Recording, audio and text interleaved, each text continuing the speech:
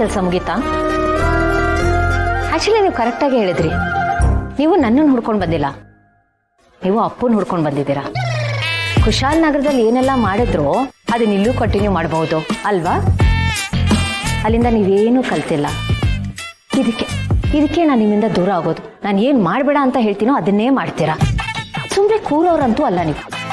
But for your kind information, Appu ಇಲ್ಲಿಲ್ಲ. And ಎಲ್ಲಿದ್ದಾನೆ ಅಂತ ನಾನು ನಿಮ್ಗೆ ಹೇಳಲ್ಲ. ಅವನು ಈ ಸ್ಕೂಲಲ್ಲಿ ಓದ್ತಿಲ್ಲ, ಯಾವ ಸ್ಕೂಲಲ್ಲಿ ಓದ್ತಿದ್ದಾನೆ ಅಂತಾನು ನಾನು ನಿಮ್ಗೆ ಹೇಳಲ್ಲ.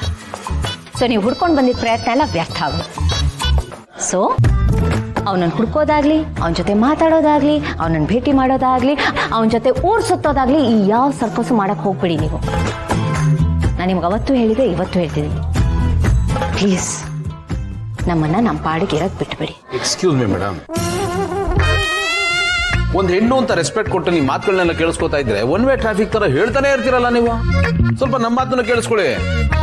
ನೀವಷ್ಟೇ ಅಲ್ಲ, ನಾನು ನಿಮ್ಗೆ ಹೇಳಿದ್ದೀನಿ, ಅದ್ರ ಬಗ್ಗೆ ಕ್ಲಾರಿಟಿ ಕೊಟ್ಟಿದ್ದೀನಿ.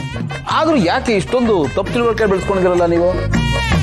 ನನ್ನ ಅಪೋಸ್ ಮಾಡಬೇಕು, ನನ್ನ ಬ್ಲೇಮ್ ಮಾಡಬೇಕು ಅನ್ನೋ ಕಾರಣಕ್ಕೆ ಈಗ ಮಾಡ್ತಿದಾರ ಅನ್ಸುತ್ತೆ ಅಲ್ವಾ? ನೋಡಿ,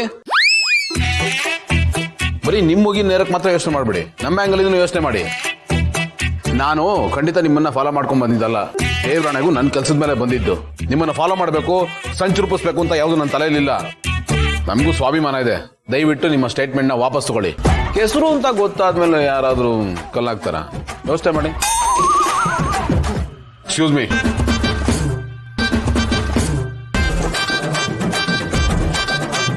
ಕೆಸರು ಅಂತ ಗೊತ್ತಾದ್ಮೇಲೆ ಯಾರಾದರೂ ಕಲ್ಲಾಗ್ತಾರ?